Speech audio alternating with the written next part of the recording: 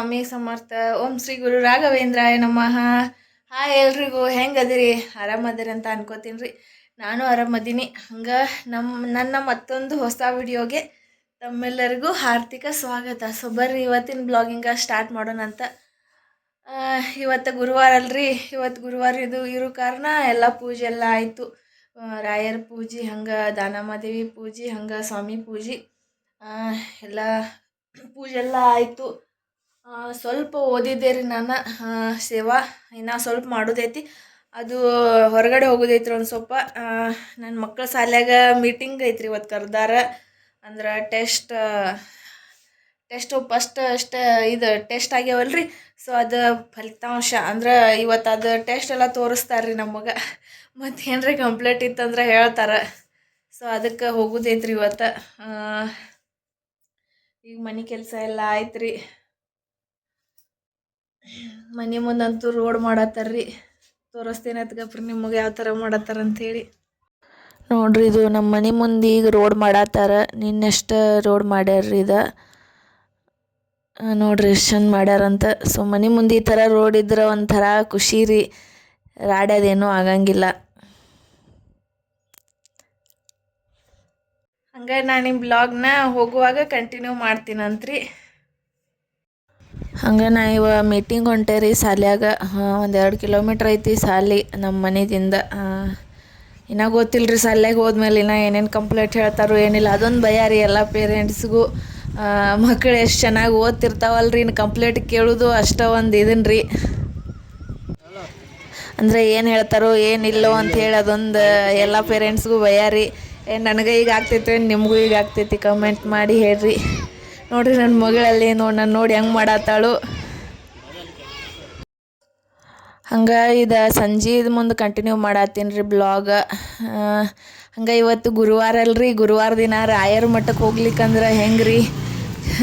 ರಾಯರ ಮಠಕ್ಕೆ ಹೋಗ್ಲಿಕ್ಕಂದ್ರೆ ಏನೋ ಒಂಥರ ಕಳ್ಕೊಂಡಂಗೆ ಫೀಲ್ ಆಗ್ತೈತ್ರಿ.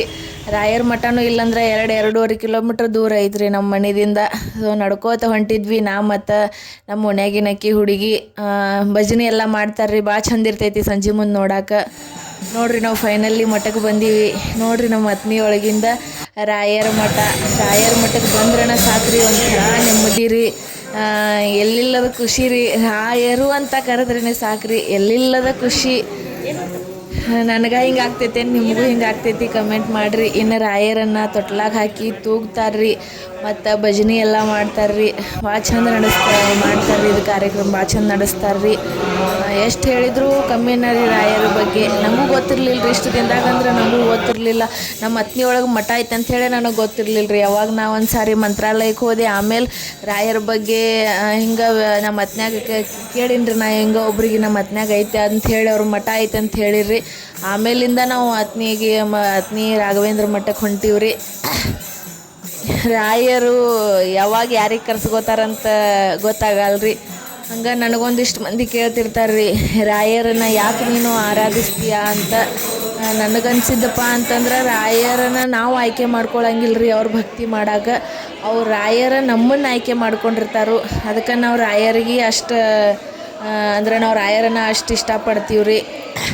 ಇನ್ನು ಭಜನೆ ಎಲ್ಲ ಆದಮೇಲೆ ಅಂದ್ರೆ ಹೂವು ಕೊಡ್ತಾರ್ರಿ. ಅದೇನು ತೊಟ್ಲಿಗೆ ಹಾಕಿರ್ತಾರಲ್ರಿ ಹೂವು, ಅದು ಹೂವು ಕೊಡ್ತಾರ್ರಿ. ಮತ್ತು ಏನು ಹೇಳ್ಬೇಕ್ರಿ ರಾಯರ ಬಗ್ಗೆ ಏನು ಹೇಳ್ರು ಕಮ್ಮರಿ. ನೋಡಿರಿ ನಮ್ಮ ಅತ್ನಿ ಒಳಗಿಂದ ರಾಯರ ದರ್ಶನ ತಗೋರಿ ನೀವು ಭೀ. ಅವ್ರ ನಾಳಿನ ಹಂಗೆ ಹೂವು ಕೊಟ್ಟಿರ್ರಿ. ಹೂವು ತಲೆಯಾಗ ಹಾಕೋಬೇಕಂತ್ರಿ ಇದು. ಆಮೇಲೆ ಮಂತ್ರಾಕ್ಷತೆ ರೀ ರಾಯರದ. ಇದು ನಮ್ಮ ಅತ್ನಿ ಒಳಗಿಂದ ರಾಯರ ಮಠ ರೀ. ಹಂಗೆ ಎಲ್ಲ ಪೂಜೆ ಭಜನೆ ಎಲ್ಲ ಆದಮೇಲೆ ಪ್ರಸಾದ ಕೊಡ್ತಾರ್ರಿ. ಪ್ರಸಾದ ಅಂತೂ ಮಸ್ತ್ ಇರ್ತೈತ್ರಿ. ಕಡ್ಲಿಕಾಳು ಮತ್ತು ಶಿರಾ ಕೊಡ್ತಾರ್ರಿ. ಹಂಗೆ ನಮ್ಮ ಅತ್ನಿ ಒಳಗಿನ ಮಠದ ಹೆಸರು ರೀ ಅಭಿನವ ಮಂತ್ರಾಲಯ ಅಂತ ಹೇಳಿ ಕರೀತಾರ್ರಿ. ಅಭಿನವ ಮಂತ್ರಾಲಯ ಎದಕ್ಕಂತಾರಪ್ಪ ಅಂತಂದ್ರೆ, ಮಂತ್ರಾಲಯದಿಂದ ಏನು ರಾಯರದೊಂದು ಬೃಂದಾವನ ಮಾಡ್ಲಿಕ್ಕೆ ಎಲ್ಲ ಇದು ಮಾಡಿರಲ್ರಿ, ಅದರಂದಕ್ಕಲ್ಲ ಮತ್ತು ಇಲ್ಲಿ ಯೂಸ್ ಮಾಡ್ಯಾರಂತ್ರಿ. ಹಾಗಾಗಿ ನಮ್ಮ ಅತ್ನಿಯೊಳಗಿಂದ ಅಭಿನವ ಮಂತ್ರಾಲಯ ಅಂತ ಹೇಳಿ ಕರೀತಾರ್ರಿ. ಅದಕ್ಕೆ ಇದು ಅವತ್ತಿನಿಂದ ಅಭಿನವ ಮಂತ್ರಾಲಯ ಅಂಥೇಳಿ ಕರೀತಾರ್ರಿ. ಹಂಗೆ ಈ ಬ್ಲಾಗ್ ನಿಮಗೆ ಯಾವ ಥರ ಅನಿಸ್ತು ಅಂಥೇಳಿ ಕಮೆಂಟ್ ಮಾಡಿರಿ. ರಾಯರು ಸ್ವಾಮಿ ಸಮರ್ಥ ಮಹಾರಾಜರು ಪ್ರತಿಯೊಬ್ಬರಿಗೂ ಒಳ್ಳೇದು ಮಾಡಲ್ರಿ. ಹಂಗೆ ನಾನು ಈ ಬ್ಲಾಗ್ ಇಲ್ಲೇ ಏನು ಮಾಡತ್ತೀನಿ ರೀ. ಸಿಗುಣಂತ್ರಿ ಮುಂದಿನ ವಿಡಿಯೋದಾಗ. ರಾಧೆ ರಾಧೆ.